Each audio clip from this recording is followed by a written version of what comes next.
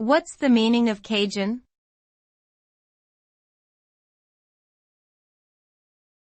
Cajun.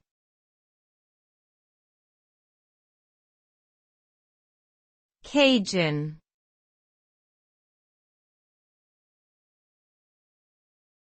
Cajun.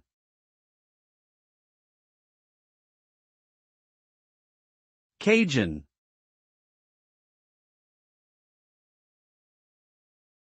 Cajun refers to a group of people with French-Canadian ancestry who migrated to Louisiana. They developed a unique and flavorful cuisine that combines French, African, and Native American influences.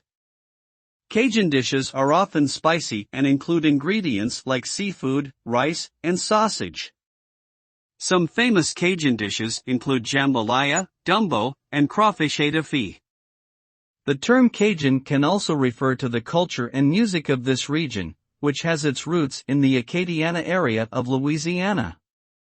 The Cajun way of life emphasizes family, food, and music, and is characterized by a strong sense of community.